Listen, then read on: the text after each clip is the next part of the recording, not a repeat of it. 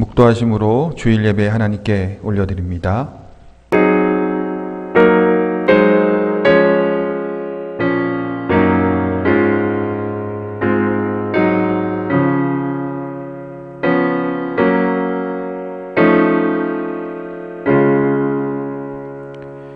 여호와 우리 주여, 주의 이름이 온 땅에 어찌 그리 아름다운지요. 주의 영광이 하늘을 덮었나이다. 하나님은 영이시니 예배하는 자가 영과 진리로 예배할지니라. 아멘. 사랑과 은혜가 많으신 아버지 하나님 감사합니다. 오늘도 저희들을 불러주시고 하나님 앞에 나와 예배할 수 있도록 해주심에 감사를 드립니다. 저희들은 가진 것이 없고 또한 부족하고 연약한 주의 종들입니다. 그런 저희들을 살리시고 또한 예배할 수 있도록 불러주시고 어려운 일 환경 가운데서도 어려운 상황 가운데서도 모이게 해주심에 감사를 드립니다. 하나님의 찬양하며 높일 때 저희들의 예배를 기뻐 받아 주시옵소서. 감사드리며 예수님의 이름으로 기도하옵나이다. 아멘. 찬송가 36장 찬양하겠습니다.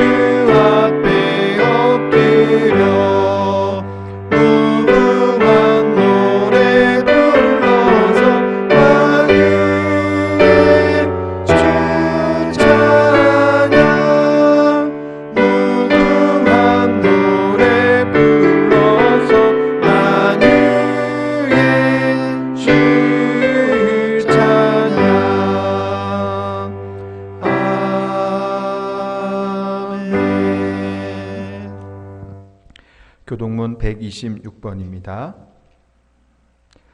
교동문 126번 사순절 세 번째입니다. 여호와여, 나의 영혼이 주를 우러러 보나이다. 나의 하나님이여, 내가 주께 의지하였사오니 나를 부끄럽지 않게 하시고 나의 원수들이 나를 이겨 개가를 부르지 못하게 하소서.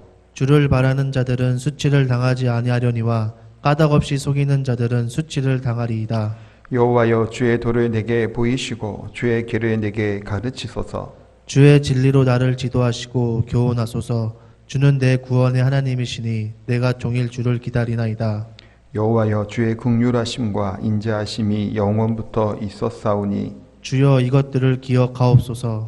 여호와여, 내 젊은 시절의 죄와 허물을 기억하지 마시고 주의 인자하심을 따라 주께서 나를 기억하시되 주의 선하심으로 하옵소서. 여호와는 선하시고 정직하시니 그러므로 그의 도로 죄인들을 교훈하시리로다. 온유한 자를 정의로 지도하심이여 온유한 자에게 그의 도를 가르치시리로다. 여호와의 모든 길은 그의 언약과 증거를 지키는 자에게 인자와 진리로다. 아멘. 사도신경으로 신앙 고백 드립니다. 나는 전능하신 아버지 하나님 전지의 창조주를 믿습니다. 나는 그의 유일하신 아들 우리 주 예수 그리스도를 믿습니다. 그는 성령으로 잉태되어 동정녀 마리아에게서 나시고 본디오 빌라도에게 고난을 받아 십자가에 못 박혀 죽으시고 장사된 지 사흘 만에 죽은 자 가운데서 다시 살아나셨으며 하늘에 오르시어 전능하신 아버지 하나님 우편에 앉아 계시다가 거기로부터 살아있는 자와 죽은 자를 심판하러 오십니다. 나는 성령을 믿으며 거룩한 공교회와 성도의 교제와 죄를 용서받는 것과 몸의 부활과 영생을 믿습니다. 아멘. 우리 찬송가 540장 찬양하겠습니다.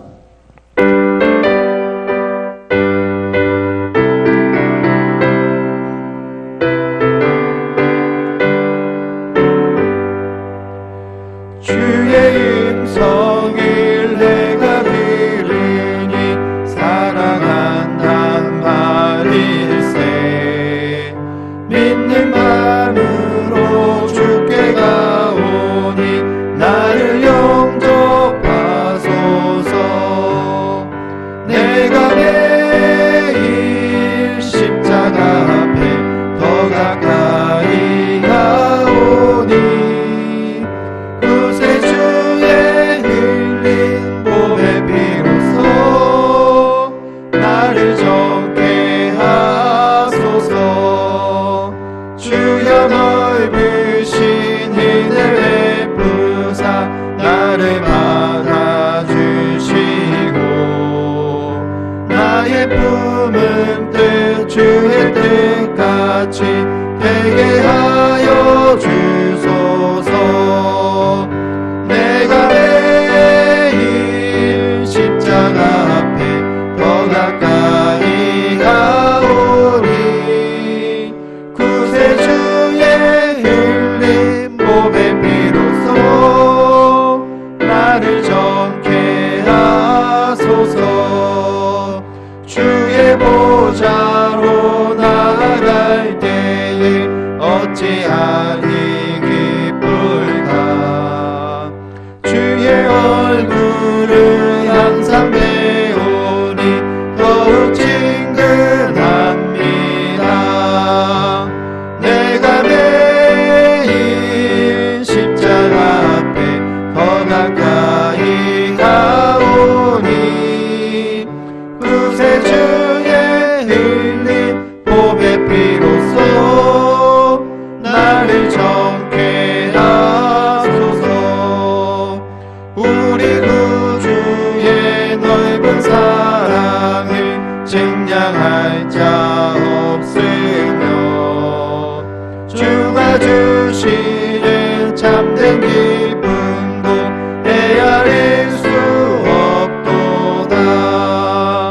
내가 매일 십자가 앞에 더 가까이 가오니 구세주의 흘린 몸의 피로써 나를 정케 하소서.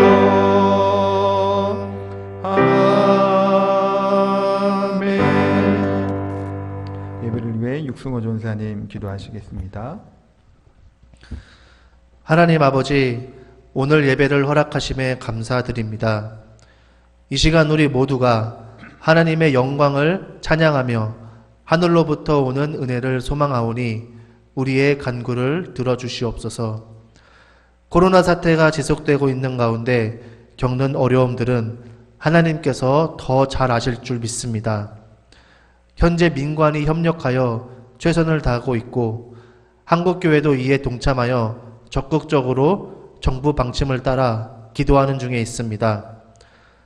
그럼에도 불구하고 확진자는 꾸준히 증가하고 있고 현재로서 멈출 기미가 보이지 않습니다. 우리나라뿐 아니라 세계 곳곳이 바이러스로 인해 혼란에 빠진 상태입니다. 하느님 아버지, 우리를 불쌍히 여겨주시고 긍휼히 여겨주셔서 속히 이 사태가 진정되고 모든 것이 다시 제자리로 돌아올 수 있도록 해주시길 원합니다. 또한 하나님의 회복의 때까지 우리 그리스도인들이 좌절하고 낙심하지 않도록 패배의 그림자가 우리를 삼키지 않도록 붙들어 주시옵소서. 많은 성도들이 교회에 모이지 못함으로 인해 슬퍼하고 안타까운 마음을 가지고 있습니다. 이런 상황일수록 하나님의 성령이 거하시는 그리스도인 한 사람 한 사람이 성전임을 믿고 현재 삶 속에서 내 신앙의 현 주소가 어떠한지 직면하게 하여 주시옵소서. 그 결과를 놓고 하나님과의 관계 회복과 친밀함을 위해 무엇을 회개해야 하며 무엇을 구해야 하는지 깨닫는 은혜를 내려주시옵소서. 이 시간 하나님께서 세우신 종 김종택 목사님을 통해 우리 모두가 말씀을 듣습니다. 말씀을 전하시는 목사님과 함께 하셔서 이러한 때에 하나님께서 하시고자 하는 말씀을 온전히 전할 수 있도록 힘과 능력을 더하여 주시옵소서.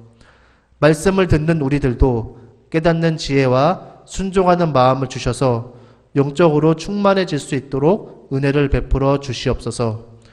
마치는 시간까지 하나님께서 함께 하실 줄 믿사오며 예수 그리스도의 이름으로 기도드립니다. 아멘.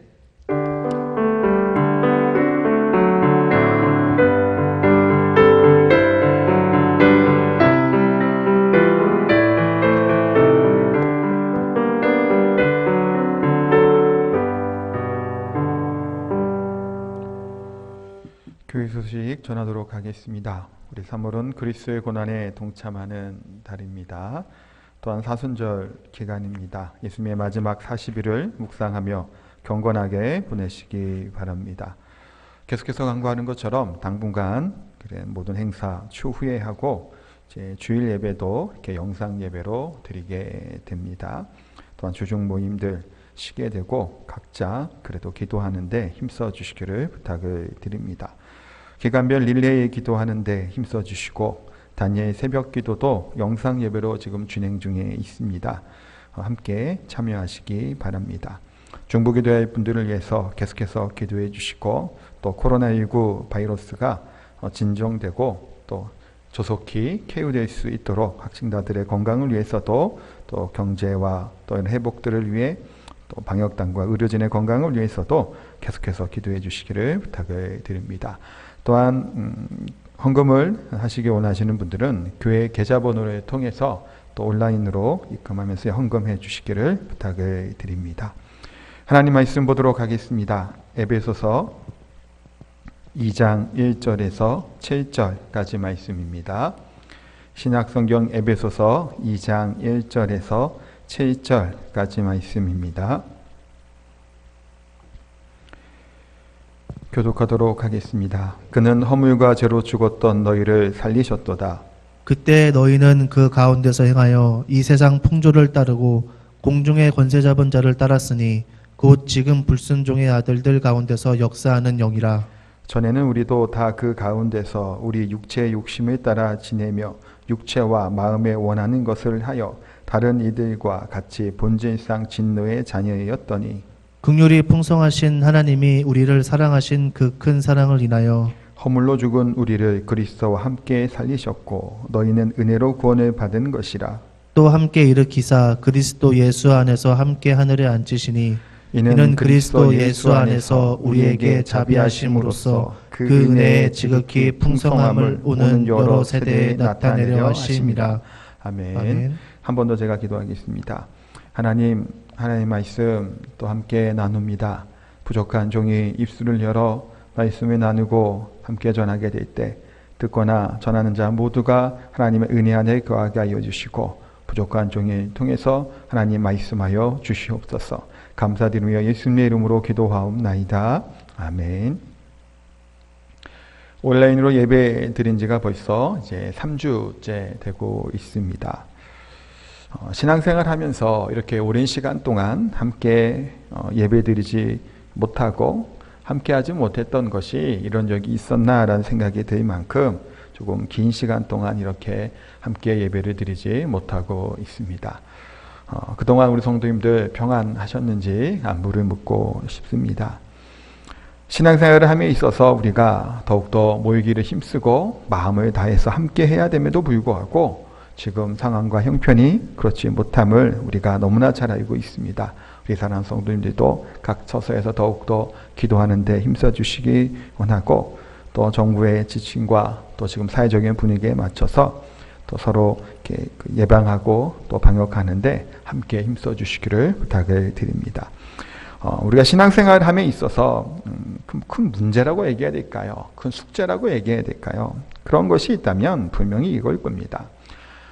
신앙생활 하는데 하나님의 능력, 은혜들을 얼마나 우리가 체험하고 살아가느냐라고 이제 질문을 한다면 거기에 대한 대답은 어떠한 대답을 하실 수 있을까요?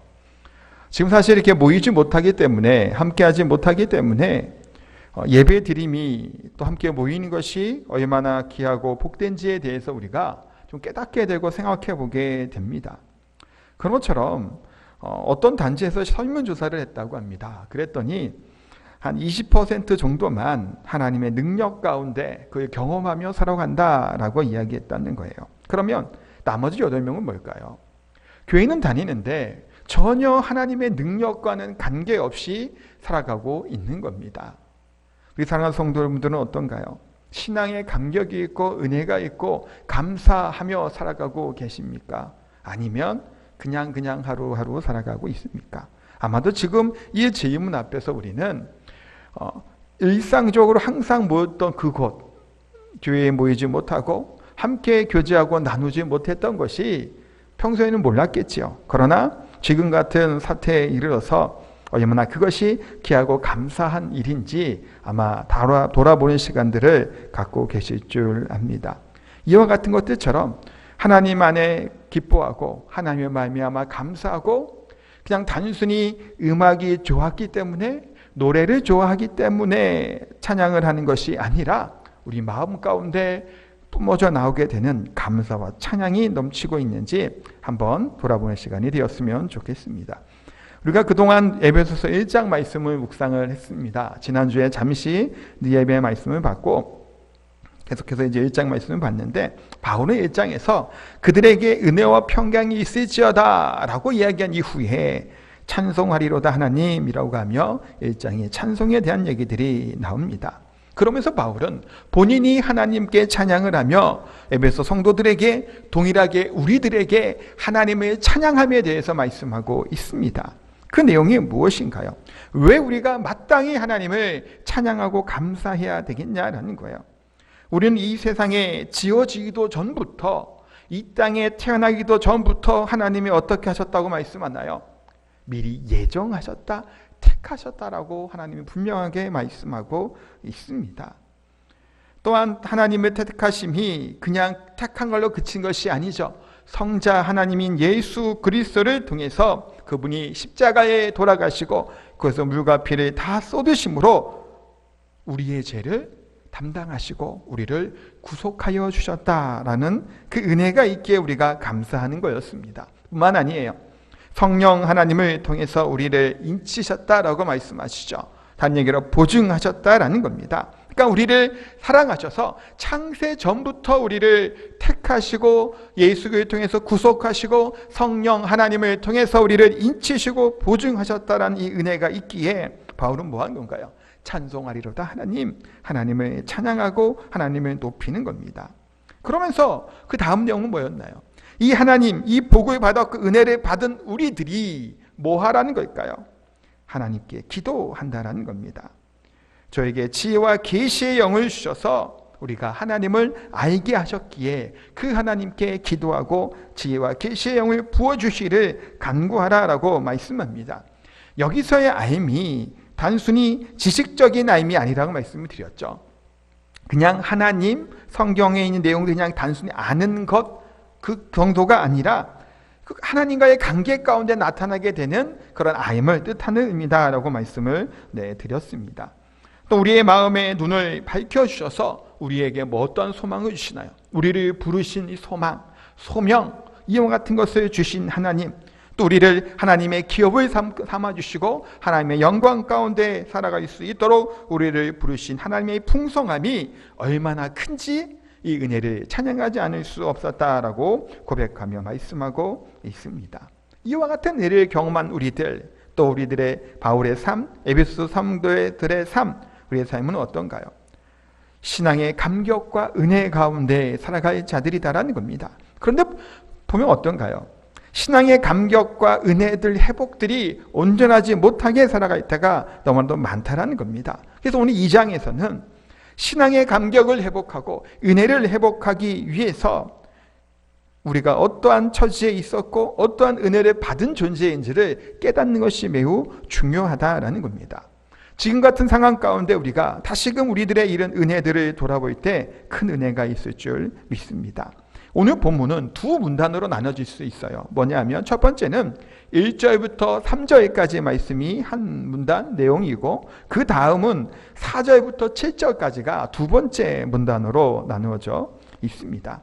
먼저 1절에 3절까지 내용을 보면 구원받기 전에 우리의 상태가 어떠한지, 어떠한 존재인지에 대해서 잘 말씀해 주고 있습니다. 왜 은혜가 없을까? 왜 감사가 없을까? 물론 지금 상황은 그렇게 감사와 은혜가 넘칠 상황은 아니죠. 그러나 그럼에도 불구하고 본질적으로 우리가 하나님께 감사할 수밖에 없는 이유는 구원받기 이전, 우리에게 은혜를 베푸기 이전에 우리의 상태가 어떠했는지를 깨닫게 될 때 우리는 이와 같은 환경 가운데서 우리가 감사할 수 있다라는 겁니다. 그래서 바울은 우리의 구원받기 전의 상태가 어떠했는지를 성경 오늘 본문을 통해서 잘 설명해 주고 있습니다. 성도로서 능력 있는 그런 삶을 살기 위해서는 또 어떻게 해야 될까요? 우리의 신분과 내가 어떠한 존재였는지를 깨달아 알게 될 때 우리는 능력 가운데 살아갈 수 있는 겁니다. 감사하는 것을 감사한 줄 모르고 살아가게 될 때 우리는 기쁨이 없고 능력이 없지요. 우리가 잘 알고 있는 누가복음에 보면 탕자의 비유가 나옵니다. 탕자의 비유에 보면 두 명의 아들이 있죠. 잃어버린 아들에 대한 비유다라고도 얘기할 수 있을 텐데, 작은 아들은 세상에 관심이 많았습니다. 특별히 돈에 관심이 많아서 부모 아버지에게 유산을 먼저 상속을 받아요. 상속을 받아서 이걸 가지고 바깥으로 나갑니다. 아버지랑 같이 살지 않고. 그래서 모아놔요. 자기 마음대로 이걸 어떻게 지금 살아가게 됩니다. 돈에 관심이 많았죠. 물질에 관심이 많았던 이 세상 방법대로 아버지를 떠났던 작은 아들이 있었습니다. 그런데 이 아들이 모든 것을 다 잊어버리고 다시 돌아옵니다. 가진 것이 없죠. 거지가 되었어요. 터벅터벅 걸어오게 될 때 아버지는 밖에서 매일같이 아들이 돌아오기를 기다렸던 이 아버지의 모습을 봅니다. 아버지가 어떻게 하나요? 이 더럽고 거지가 되어 돌아온 아들을 안아주고 또 이 아들에게 새 옷과 반지와 같은 이렇게 줍니다. 크게 이제 잔치까지 베풀어 주죠. 왜 그럴까요? 잃어버렸던 아들이 돌아왔으니 얼마나 기쁘고 감격하였냐라는 거예요. 그런데 이 기쁨과 감격을 모든 가족들이 다 누리지는 못합니다. 함께 아버지와 살았던 큰 아들은 어떤가요? 분노를 하게 됩니다. 아니, 그동안 나는 아버지를 모시고 열심히 이렇게 생활했음에도 불구하고 나와 나의 친구들을 위해서는 한 번도 이렇게 잔치를 벌어주지도 않더니 그냥 방탕하게 돌아다니고 집 떠나 있었던 이 동생을 위해서는 이 큰 잔치를 베풀어 주신 이유가 무엇이겠냐라는 거예요. 분노가 솟구쳐오게 됩니다. 이것을 볼 때는 뭘까요? 이 비유를 하셨던 이유가 단순히 두 번째 아들만 잃어버린 아들을 찾았기 때문이만이 아니라는 거예요. 동생은 이방인을 뜻하는 겁니다. 그 다음에 형은 하나님을 잘 섬긴다고 얘기할 수 있는 유대인을 뜻하는 비유입니다. 그러면서 예수님께서 말씀하시고자 하는 게 뭘까요? 동생, 작은 이 아들만 돌아왔다라고 하는 것을 이야기하는 것은 아니에요. 세상의 가치관과 세상의 방법들로 살아갔던 이방인 동생은 죄인이죠. 그러면 큰아들은 뭐 어떨까요? 아버지 집에 거하고 살았습니다. 겉으로 보여주는 모습은 어떤가요? 아버지에게 충성하고 순종하는 자의 모습이었습니다. 유대인들이 그랬다라는 거예요. 근데 아버지를 향한 분노가 일어나게 돼요. 아버지가 이 동생을 사랑해서 그를 위해 잔치하는 것을 못마땅하게 여긴 겁니다. 큰 아들 마찬가지로 뭔가요? 죄인이다라는 것을 보여주고 있는 것이 이 잃어버린 아들 탕자에 대한 비유다라고 얘기할 수 있습니다. 뭔가요? 둘 다 죄인이에요. 우리 인간은 어떠한 존재라는 걸까요? 모든 사람이 죄를 범하였음에 하나님의 영광에 이르지 못한다라는 것을 알려주는 비유 중에 하나가 바로 이 잃어버린 아들 탕자의 비유다라고 얘기할 수 있습니다. 우리는 다 어떠한 존재인가요? 다 죄인이라는 거예요. 한 목사님의 체험담을 제가 한번 소개해 드리겠습니다. 이분이 신학생 시절에 강원도 영월 아실 거예요. 동강이라고 하는 거기서 래프팅도 하고 이렇게 하는 데가 있어요. 그쪽에 자원봉사를 갔다고 합니다. 그러다가 이제 8월에 이제 더운 이제 날씨 가운데 이제 휴식을 취하게 되는데 당시에 이제 그 신학교에서 이제 갔으니까 이제 강을 건너기 시합을 했답니다. 근데 이제 남자들이 이제 수영해 갖고 강을 건너가는 거예요. 근데 이분은 수영을 못했던 거예요, 잘. 또 물이랑 친하지도 않습니다. 저도 하여튼 그래요. 근데 이제 주변이 어땠을까요? 여학생들이 막 격려를 하는 거예요. 열심히 하라고 하니까 남자들 다 그렇잖아요. 막 여자들이 막 하라니까 어때요? 무섭고 싫고 하기 싫음에도 불구하고 이분이 물과 길을 갖고 건너갔다라는 거예요.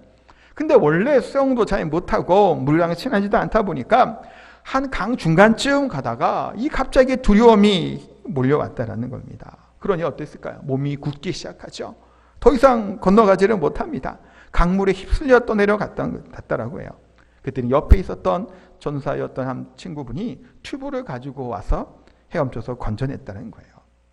당시에 근데 이분은 얼마나 창피하기도 하고 미안하기도 했는지 친구에게 고맙다는 인사도 못하고 그냥 갔다고 합니다. 그러다가 몇 년 후에 다시 영월로 와서 현장을 봤더니 이 여름에 이제 비가 많이 오면 그 동강이나 그쪽 굉장히 물이 깊어지게 되고 물살이 굉장히 사실은 셉니다. 그러니까 거기서 이제 래프팅 같은 것들이 이제 하는 건데 시뻘건 항토물이 막 내려오고 있고 물이 막 센 것들을 보다가 당시에 물에 빠졌던 것이 생각이 났답니다. 내가 거기서 이 친구가 나를 구해주지 않았더라면 분명히 어떻게 됐을까요? 빠져 죽는 상황 가운데 됐던 것을 다시 찾아왔던 그 현장에서 깨닫게 됐다라는 겁니다. 그러면서 이 얘기를 왜 하는 걸까요? 내가 어떠한 쓰던 존재였는지, 내가 그렇게 구원받지를 않았다면 죽을 수밖에 없는 죽어 내려가는 상태였던 것에 대해서 깨닫게 됐다는 겁니다. 오늘 본문을 통해서도 우리 그리스도인들이 한마디로 뭘 깨달아야 될까요? 내가 어떠한 존재인지 이것을 깨닫는 것이 중요한 겁니다. 내가 떠내려가게 되는 죽는 처지에 있었고 죽어있는 처지에 있었다는 사실을 깨닫게 될 때 우리는 은혜 안에 들어갈 수 있는 방편이 그 가운데 열리게 된다는 겁니다. 그래서 첫 번째 볼 것은 이겁니다. 허물과 죄로 죽었던 우리를 살리셨다는 건데 그 앞부분이에요. 1절부터 3절까지 말씀을 보면 우리 그리스도인에게 그런 과거 이전의 삶이 어떠했는지를 잘 알려주고 있는 말씀이에요. 특별히 1절 말씀을 보면 그는 허물과 죄로 죽었던 너희를 살리셨도다라고 말씀을 합니다. 한마디로 우리는 영적으로 죽었던 사람들입니다. 5절에서도 허물로 죽은 우리들이라고 말씀을 합니다. 이것이 성경이 우리 인간에 대해서 얘기할 때 뭐라고 말씀하는 건가요? 죽었던 존재들이라는 겁니다. 이 중에 허물이라고 하는 말은 뭐냐면 헬라어로 파라토마라고 하는 단어인데 이 단어의 의미는 옆으로 미끄러짐이라고 하는 의미를 가지고 있는 단어입니다. 밟지 말아야 될 땅을 밟았다는 뜻을 가지고 있어요. 우리가 비 오고 진흙 같은 데도 보면 어떤가요? 잘못 디디면 넘어지는 일들이 생기죠.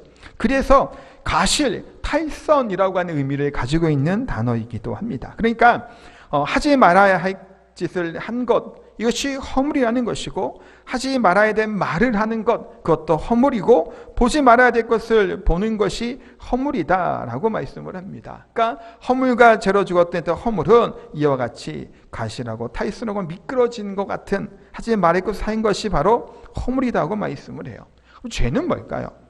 죄는 그 의미는 간역이 빗나갔다라고 하는 뜻을 가지고 있는 단어가 바로 죄입니다. 하사를 씁니다. 간역이 있죠. 거기에 명중을 해야 되는데 죄는 뭐라는 거예요? 빗나간 거예요. 그러니까 엉뚱한 것으로 날아간 상태, 성경은 그것을 죄라고 얘기해요. 하나님의 말씀 안에서 빗나간 것, 그것을 죄라고 말씀하고 있는 겁니다. 조금 그것을 넓은 의미로 보면 이렇게도 또 볼 수 있을 것 같습니다. 마땅히 우리가 해야 될 것들, 하나님의 말씀과 계명을 준 이것을 지키며 살아가야 되는데 이것을 하지 않았던 것, 그것 또한 죄라고 얘기할 수 있겠죠. 사랑해야 될 사람을 사랑하지 않은 것, 또한 기도해야 될 때에도 불구하고 기도하지 않는 것, 이것이 넓은 의미로는 죄라고 할 수 있습니다. 그래서 사무엘상 12장 23절에 이렇게 고백을 합니다. 함께 읽겠습니다. 나는 너희를 위하여 기도하기를 쉬는 죄를 여호와 앞에 결단코 범하지 아니하고. 아멘. 나는 너희를 위하여 기도하기를 쉬는 죄를 이라고 말씀을 하죠. 여호와 앞에서 기도하기를 쉬는 것이 뭐라는 건가요? 죄라는 겁니다. 물론 이것은 기도 안 하는 것이 무조건 다 죄다라고 이렇게 확 끝으로 몰아갈 수는 없겠습니다만 마땅히 해야 되는데 하지 않는 것은 분명한 것은 뭐라는 거니까 죄라는 겁니다. 주변에 죽어가는 사람들이 있음에도 불구하고 복음을 전하지 않은 것, 또 복음을 전해야 됨에도 불구하고 친절을 베풀어야 됨에도 불구하고 그와 같이 행하지 않은 것, 헌신해야 됨에도 불구하고 헌신하지 아니하는 것, 이와 같은 것들은 넓은 의미로 볼 때는 어찌 보면 죄라고 얘기할 수 있다는 거예요. 하나님의 계명, 하나님의 율법, 하나님의 말씀 안에서 마땅히 해야 될 것, 그것을 행하지 아니한 것들이 죄다라고 성경은 말씀합니다. 그래서 바울은 영적으로 죽어가는 자들의 세 가지 특징에 대해서 2절부터 3절까지 말씀하고 있습니다. 이것도 한번 함께 읽도록 하겠습니다. 그때 너희는 그 가운데서 행하여 이 세상 풍조를 따르고 공중의 권세 잡은 자를 따랐으니 곧 지금 불순종의 아들들 가운데서 역사하시는 영이라. 전에는 우리도 다 그 가운데서 우리 육체의 욕심을 따라 지내며 육체와 마음이 원하는 것을 하여 다른 이들과 같이 본질상 진노의 자녀이었더니. 아멘. 우리는 본질상 진노의 자녀였다라고 하면서 쭉 설명을 하고 있습니다. 영적으로 죽어있는 자들, 영적으로 이와 같이 사망에 처해있는 자들의 인생의 삶은 세 가지의 지배를 받고 살아간다라고 말씀을 하고 있습니다. 첫 번째가 세상입니다. 두 번째가 마귀, 세 번째가 육체라고 얘기하죠. 먼저 이제 2절에 보면 세상 풍조를 따르고 라고 말씀을 합니다. 영적으로 죽어있는 자들의 특징은 세상의 풍조를 따르는 겁니다. 잠시 세상에 살아갈 이 세상 가운데 지나가고 영원하지 않은 이곳에 뭐 하는 걸까요? 가치를 두고 살아가는 자들이다라고 말씀하고 있습니다. 이들에게 가장 중요한 것은 뭘까요? 이 세상의 유행들이에요. 이 세상에서 말하고 있는 것들이에요. 이 세상 사람들이 바라보는 것들, 그것이 중요하다라는 겁니다. 그래서 남이 나를 어떻게 보는가, 그것이 어떤 면에서는 중요해요. 이 세상의 기준은 무엇일까요? 아마도 많은 사람들이 이 세상의 기준을 꼽으라라고 하면 돈이라고 이야기를 할 겁니다. 세상에서 가장 중요한 것은 돈. 물질이 그만큼 중요한 가치를 가지고 있습니다. 물론 민주주의고 자본주의 사회를 살아가는 우리들이 물질에 대한 것, 돈에 대한 가치를 뭐 이렇게 인정하고 살아가는 것은 분명하지만 이것이 가장 중요한 기준이 될 때가 많다라는 거예요. 때로는 어떨까요? 어떠한 차를 타고 있는가? 그것이 때로는 중요합니다. 몇 평짜리 집에서 살고 있는가? 은행에 돈은 얼마나 가지고 있는가? 사람을 평가할 때도 그 모습 그대로 평가하는 것이 아니라 그 사람이 가지고 있는 무슨 물질적인 것들을 가지고 이 사람을 판단할 때가 너무나도 많다라는 겁니다. 얼마큼 부동산과 재산이 있는 것이 사실은 중요하지 않음에도 불구하고 우리가 구원받기 전에 우리들의 모습들, 세상 풍조를 따르는 겁니다. 이 세상의 관심이 온통 그 가운데 있다라는 거예요. 좋은 브랜드의 옷과 신발을 입어야만 하는 또 어린 청소년들의 모습을 우리가 잘 알고 있습니다. 그들만 그렇지가 않죠. 명품이라고 하는 것들을 가지고 다닐 때 이 명품이 나를 가치를 이게 여겨줄 것, 가치를 올려줄 것이다라고 착각을 하며 살아갈 때가 또한 많다라는 겁니다. 물론 좋고 괜찮은 물건들을 쓰는 것이 문제가 된다는 얘기는 아니에요. 그러나 이것이 우리들의 직위와 우리의 위치를 판가름하는 것이 아니라는 겁니다. 어떤 사람들은 학위를 따기 위해서, 명예를 따기 위해서 노력하는 자들을 또한 보게 됩니다. 또 어떤 사람들은 권력을 탐하기도 합니다. 좀 있으면 이제 총선을 이제 눈앞에 두고 있죠.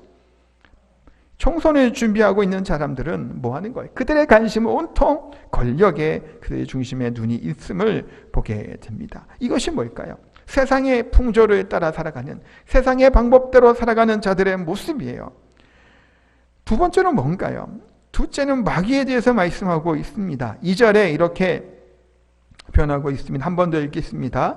공중에 권세 잡은 자를 따랐으니 곧 지금 불순종의 아들들 가운데서 역사하는 영이라. 마귀입니다. 공중에 권세 잡은 자, 마귀, 사탄을 뜻하는 표현이죠. 많은 이 세상 가운데는 뭐가 그 배후에 있다라는 걸까요? 마귀가 있다라는 겁니다. 사탄이 있다라고 말씀하고 있습니다. 우리가 보이지 않는 하나님을 믿고 따르고 순종하고 있죠. 그렇다는 얘기는 뭘까요? 보이지 않는 이 악의 세력들, 마귀와 사탄이 존재한다라는 사실을 우리가 기억하고 인정해야 되는 거예요. 왜 그러냐면 이 세상은 단순히 그냥 이 세상의 이치대로, 사회의 그런 환경들대로, 이 세상의 법대로, 그냥 문화대로 흘러가는 세상이라는 걸까요? 아니라는 걸까요? 아니라는 거예요. 영적인 치열한 전쟁터, 전투를 벌여지는 현장이다라고 얘기할 수 있는 거예요. 그러니 영적인 중립세를 살아가고자 하는 사람들도 있습니다. 이 세상도 아니고 하나님께도 아니고, 아니면 이 세상에도 한 발자국을 걸치고 이쪽 하나님의 말씀에도 한 발자국을 걸쳐서 양다리를 걸고 살아가는 사람처럼 때로는 살아가고 있습니다. 그러나 신앙에는, 영적인 이 세상에서는 중립지대는 없습니다. 순종하는가 아니면 불순종하는가, 양자택일만이 있다라는 겁니다. 우리가 구원받기 이전에 윤리적으로 남에게 존경을 받고 살아가고 그렇듯하게 살아가는 것 같지만 때로는 어떤가요? 마귀와 이 악한 영들의 지배를 받고 살아갔다라고도 성경은 말씀하고 있는 겁니다. 이 세상은 그래서 공중에 권세 잡은 자들, 이 세상의 풍조를 따라가는 자들에 대해서 말씀하고 있는 겁니다. 또한 마지막 세 번째 영적으로 죽은 사람의 특징은 뭔가요? 3절의 말씀을 같이 읽도록 하겠습니다. 전에는 우리도 다 그 가운데서 우리 육체의 욕심을 따라 지내며 육체와 마음이 원하는 것을 하여 다른 이들과 같이 본질상 진노의 자녀이었더니, 우리는 본질상 진노의 자녀였고 육신의 욕심에 따라 살아가는 존재들이다라고 말씀하고 있습니다. 여러 성경에서 말씀하고 있지만 그 중에 갈라디아서 5장을 통해서 보면 정적인 것에 지나치게, 성적인 것에 지나치게 이제 집착하게 되는 음란에 대한 얘기들이 5장에 나와 있죠. 또한 하나님이 아니 다른 것, 명예나 돈에 목숨을 걸고 되는 자들에 대한 얘기를 합니다. 또 다른 것은 관계적인 면에서 이와 같이 나타남에 대해서 말씀을 하고 있어요. 그게 뭔 얘기냐면 가는 곳마다 뭐 하는 걸까요? 관계가 깨어지는 거예요. 내가 있는 곳이, 혹시 우리가 있는 그곳이 관계들을 파괴할 때가 있습니다. 육체에 따라 살고 있는 자들의 전형적인 모습이죠. 때로는 명절에 모일 때, 아니면 큰 잔치나 무슨 일이 있을 때 가족들끼리 모여요. 가족들끼리 모일 때 그게 참 싫은 사람들이 있습니다. 왜 싫은 마음을 갖게 될까요? 모일 때마다, 얼굴 볼 때마다 싸우는 거예요. 형제간에 싸우는 가정들이 있습니다. 불화가 있는 가족들이 있습니다. 1년에 몇 번 모이지도 않는데 모일 때마다 문제가 되는 거예요. 육체의 욕심에 따라 살아가는 사람들의 모습이에요. 또한 구역 예배 모일 때마다 그 구역이 문제가 되죠. 교회에 가서도 항상 다툼이 되고 불화가 되는 그 중심에 있게 될 때 이것은 뭔가요? 육체에 따라 살고 있는 자의 모습이다라고 분명히 말할 수 있습니다. 이것은 바로 우리가 거듭나지 않았던 지난 날들의 모습이에요. 인간의 마음 전체가 이 타락한 영향 아래 있다라는 겁니다. 우리의 지성도 감성도 의지도 철저하게 뭘까요? 타락했다라는 거예요. 그래서 전적인 타락을 칼빈이 이야기를 하는 겁니다. 이처럼 저와 우리 여러분들은 어떤 존재들인가요? 본질상 진노의 자녀, 하나님의 진노의 대상들이 바로 우리다라고 성경은 분명히 말씀하고 있습니다. 하나님의 징벌을 받고 심판을 받을 수밖에 없었던 이 세상의 풍속에 쫓았고 마귀의 종으로 육신의 욕심에 따라 살아갈 수밖에 없는 불쌍한 존재가 누구라는 걸까요? 우리들이다라고 성경은 분명히 말씀합니다. 그랬던 우리들을 하나님은 어떻게 하셨을까요?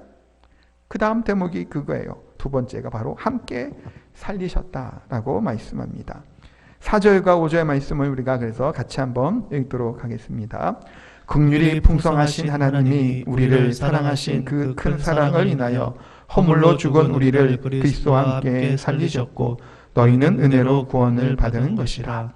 아멘. 우리 개역 성경에는 이 번역되어 있지 않는 단어가 있는데 헬라어 원어에 보면 이 단어 첫 단어가 바로 그러나라고 하는 말로 시작을 합니다. 또 많은 영어 성경에서도 but, god이라고 이제 시작을 하죠. 표준사번역에도 보면 그러나 하나님이라고 번역되어 있습니다. 그러니까 앞에 3절까지 내용이 뭐예요? 허물과 죄로 죽었던 우리들, 가망이 없는 우리들, 전적인 타락한 우리들, 육신의 욕심에 따라 사는 우리들, 이렇게 가망 없는 존재들을 4절에 뭐라고 시작하는 것? 그러나 하나님께서, 긍휼하여 풍성하신 하나님께서 우리를 살리셨다라는 말씀을 하고 있는 겁니다.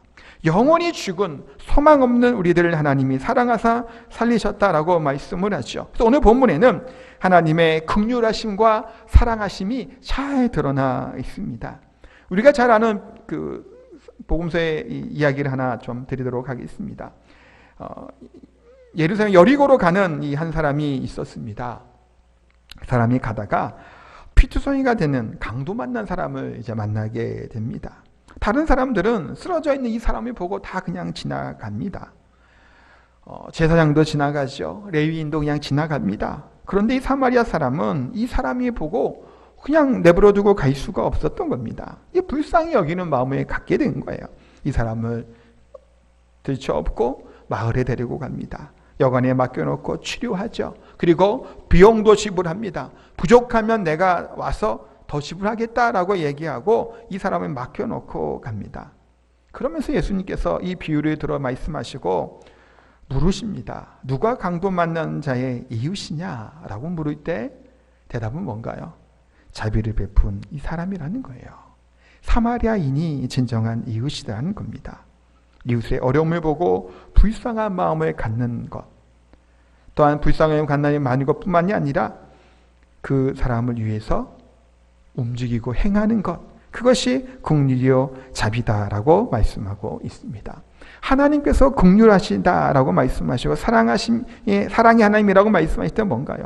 본질상 진노의 자녀였던 우리들을 긍휼한 마음을 가지신 겁니다. 측은히 여기는 마음을 가지신 겁니다. 그걸로 그친 것이 아니에요. 앞에도 아마 사마리아 비유에 제사장들이나 레위인들도 이 강도 만난 사람 쓰러져 피 흘리고 있는 사람을 볼 때 불쌍한 마음 분명히 가졌을 겁니다. 근데 그 사람들 그냥 지나쳐 간 거예요. 사마리아인은 실천한 거죠.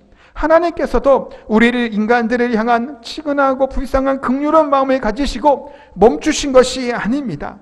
자기 아들을 이 땅에 보내셔서 그를 통해 우리를 구원해 주셨다라고 성경은 분명하게 말씀하고 있습니다. 이것이 하나님의 마음이고 하나님의 사랑입니다. 하나님은 독생자 예수 그리스도를 통해 어떻게 하셨나요? 죽었던 우리를 어떻게 하시나? 살게 하셨다라는 겁니다. 다시 말하면 그러나 긍휼이 풍성하신 하나님이 우리를 뭐 하신 거예요? 살리셨다라고 말씀합니다. 우리의 신분이 이전에는 뭐였을까요? 마귀에 속한 거예요. 마귀의 자녀인 겁니다. 세상 풍족의 속에 그랬던 나, 죄에 오염되었던 나, 타락 속에 살아갔던 나를 어떻게 하셨을까요? 구원하셨다라고 말씀하고 있습니다. 우리의 지난날은 이거예요. 그래서 3절까지 말씀처럼 죽은 존재였고 영원히 죽게 될 존재였던 우리들, 육체의 소욕과 이 세상의 뜻대로 마귀의 종노릇하였던 우리들, 그런 우리들을 예수 그리스도를 통해 살리시고 구원해 주셨다라고 분명하게 성경은 말씀하고 있습니다. 5절, 6절 말씀에 보면 특별한 단어들이 좀 반복하는 단어들이 나옵니다. 함께라고 하는 단어가 나옵니다. 함께라는 말을 왜 썼을까요?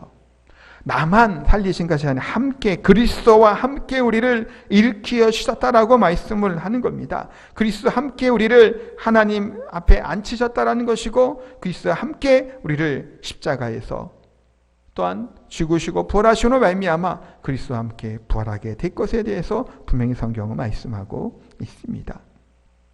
우리의 각오는 뭔가요? 죽은 거라는 겁니다. 이제는 우리는 진노의 자녀가 아니라 하나님의 자녀가 된 줄 믿습니다. 그래서 우리는 어떠한 신분으로 바뀐 걸까요? 진노의 자녀, 마귀의 자녀였던 우리들이 하나님의 자녀로 바뀌게 된 겁니다. 이제 우리는 육체의 소욕에 따라 이 세상의 풍속에 따라 살아가는 존재들이 아니라 우리는 정신과 우리의 가치는 뭔가요? 하나님의 말씀인 것이고 죄와 허물로 죽었던 우리들이 죄라고 하니 간역을 빗나가는 존재로 살아가는 것이 아니라 정확하게 하나님의 말씀 안에 순종하는 존재로 우리가 살아가는 존재가 되었다는 겁니다. 그래서 우리는 은혜와 복을 누리며 살아가는 존재인 줄 믿습니다. 그래서 다윗은 어떻게 고백을 하나요? 죄를 지었을 때 다윗의 고백은 뭔가요? 나의 구원의 즐거움, 기쁨을 회복시켜 달라고 고백을 하는 겁니다. 하나님에 떠나서는 살 수 없는 존재임을 다윗은 처절하게 느끼고 하나님께 고백하고 있습니다. 사랑하는 성도 여러분, 이제 우리는 마귀의 자녀들이 아니고 또 마귀의 다스림을 받는 존재들이 아니고 육체의 소욕 따라 살아간 존재들도 아니고 이 세상이 좋아하고 따르는 이 세상의 가치만 따라 살아가는 존재들도 아닌 줄 믿습니다. 성령의 지배를 받고 성령의 인도하심을 받아 살아가는 존재인 줄 믿습니다. 사랑하는 성도 여러분, 우리는 이러한 놀라운 특권을 가진 자가 바로 우리들이라는 사실을 다시금 기억하시기 바랍니다. 나를 살리시고 일으켜 주시고 하늘의 영광의 보좌에 앉으신 그 소중한 존재가 나라는 거예요. 그래서 지난번에 우리 설교할 때 말씀드렸죠. You are special. 특별한 존재다라는 겁니다. 더 이상 우리는 죄의 종로를 타는 존재가 아닌 하나님의 영광의 자녀인 줄 믿습니다. 여러분들은 누구신가요? 만세 전에 우리를 택하신 받은 하나님의 자녀인 줄 믿습니다. 여러분들은 또한 누구신가요?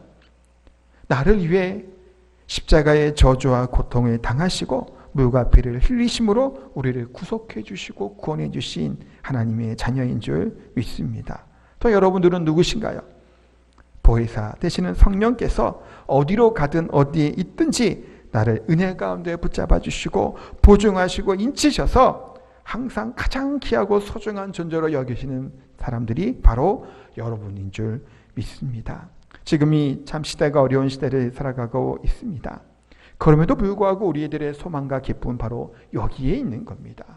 지금 환경들은 어렵지요. 상황들은 어렵습니다. 그럼에도 불구하고 하나님께 감사할 수 있고 하나님께 영광 올려드릴 수 있는 이유가 바로 이 이유 때문이라는 거예요. 하나님께서는 독생자 예수 그리스도를 십자가에 달려 죽으시기까지 우리를 사랑하셨는데 그 외 것들을 더 풍성히 내려주지 않겠냐라는 거예요. 하나님은 자신이 가장 사랑하는 아들까지 보내주신 사랑의 하나님께서 지금 우리의 형편과 처지와 어려움들을 그대로 내버려 둘 이유가 없다라는 겁니다. 이 은혜 안에 거하는 저희들이 되기를 소원합니다. 때로는 우리가 여전히 죄를 짓고 절망 가운데 빠져 있죠. 이 세상으로부터 조롱을 당하기도 합니다. 비웃음을 당하기도 합니다. 비판의 대상이 되기도 합니다. 그러나 그럼에도 불구하고 은혜 안에 거하게 될 때, 이 영광 안에 거하게 될 때, 하나님의 사랑 안에 거하게 될 때 베푸신 은혜로 말미암아 감사할 것이고 그 은혜로 인해 죽었던 우리를 살렸던 이 은혜가 있기에 어느 곳에 있든 어떤 상황이 있든지 간에 감사와 은혜가 넘칠 줄 믿습니다. 이와 같은 은혜로 지금같이 어려운 환경을 이겨내고 또한 부활의 기쁨과 감사를 누리며 살아가는 저 우리 성도님 되시기를 예수님 이름으로 축복하고 기도합니다. 우리 찬양하도록 하겠습니다. 찬송가 304장 찬양하고 같이 기도하도록 하겠습니다.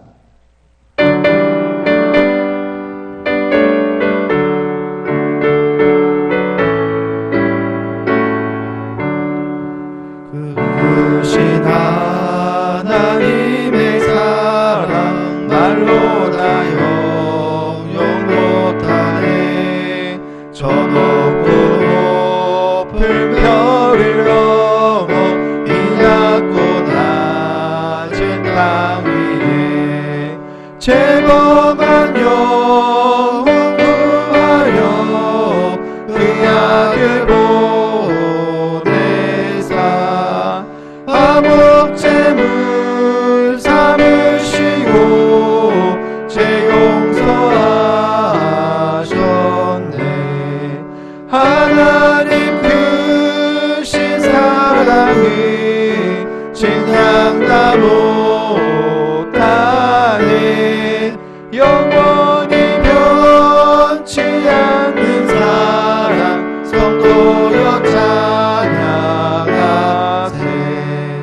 외로운 시절 지나가고 땅 위에 영화제 할 때 주 믿지 않던 영혼들은 큰 소리 외쳐 울어도 주 믿는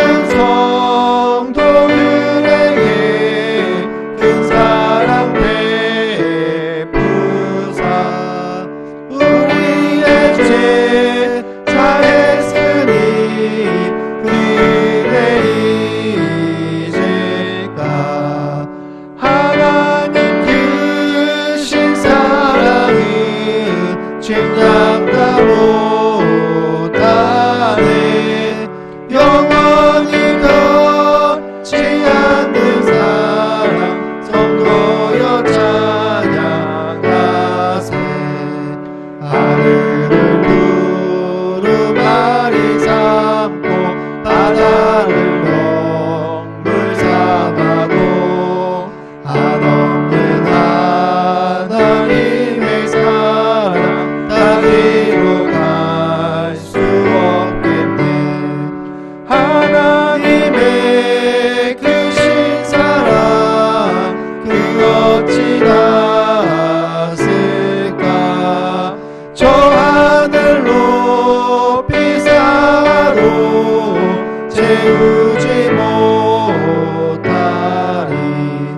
하나님 크신 사랑이 증량다 못하네. 영원히 변치 않는 사랑 성도여 찬양하세. 같이 우리 기도하도록 하겠습니다. 우리 기도 드리실 때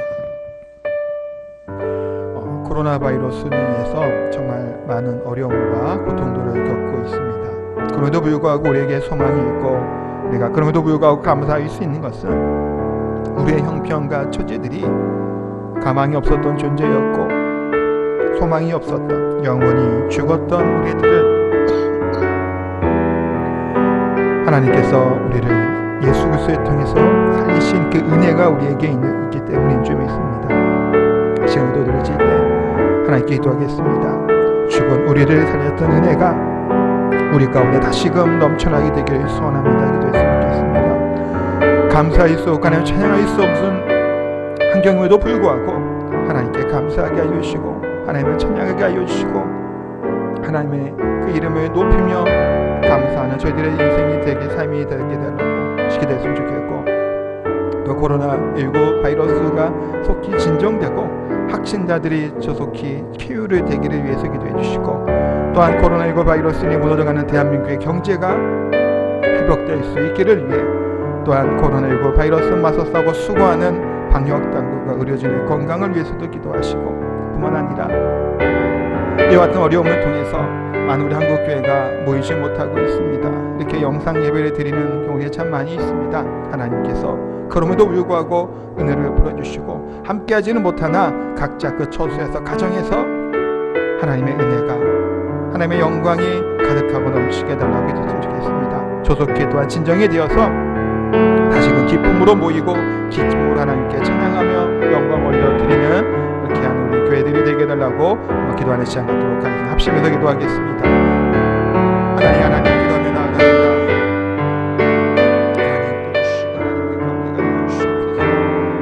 지금 환경이 어렵고 하나님을 찬양할 수 없는 그런 상황이고 어려움을 높이고 하나님께 감사할 수 있는 그럼에도 불구하고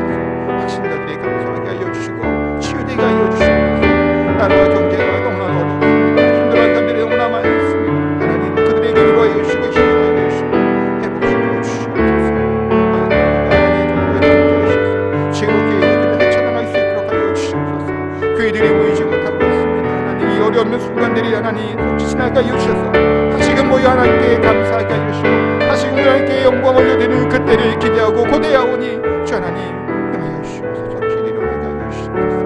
하나님 사랑의 영광과 풍요로가 교가 되지 않도록 하여 주옵소서. 하나님의 영광을 올려드리는 그때를 주옵소서.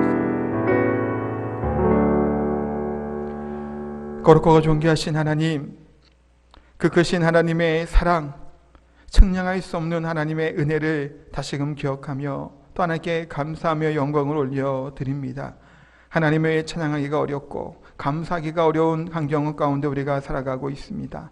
그럼에도 불구하고 영원히 죽은 우리를 나를 살리신 하나님의 사랑과 은혜가 있기에 지금 이 순간에도 하나님께 감사할 수 있을 줄 믿습니다. 하나님, 코로나19 바이러스로 인해서 교회가 이렇게 모이지 못하고 있습니다. 벌써 우리 교회도 3주간 모이지 못하고 영상 예배를 드립니다. 하나님, 조속히 이와 같은 어려운 사태가 해결되게 하여 주시고 또 각자 있는 그곳에서 하나님의 영광과 은혜가 넘치는 복된 가정들이 다 되게 하여 주시옵소서. 우리 사는 성도들의 어려움 가운데 있는 그런 성도들에게도 긍휼과 은혜를 베풀어 주셔서 경제적인 어려움들, 육신의 어려움, 여러 가지 아픔이 있는 모든 성도들에게 하나님 긍휼을 베풀어 주시고 은혜를 베풀어 주시옵소서. 또 귀한 예물 하나님께 드려진 그 손길 가운데도 함께하여 주셔서 더 많은 것으로, 더 나은 것으로, 가장 가치 있는 것으로 하나님께 드리는 그 복된 우리 성도들 다 되게 하여 주시옵소서. 감사드립니다. 예수님의 이름으로 기도하옵나이다. 아멘. 이 무엇과도 주님을 찬양하고 축도로 예배 마칩니다.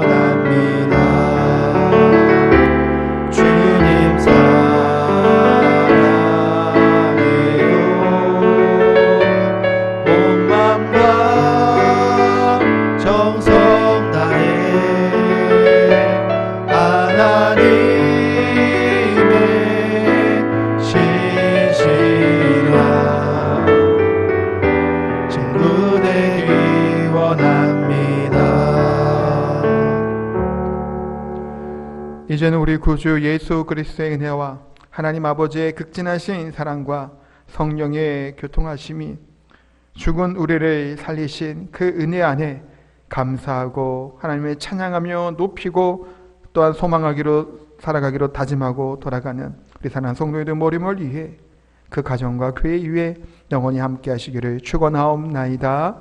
아멘.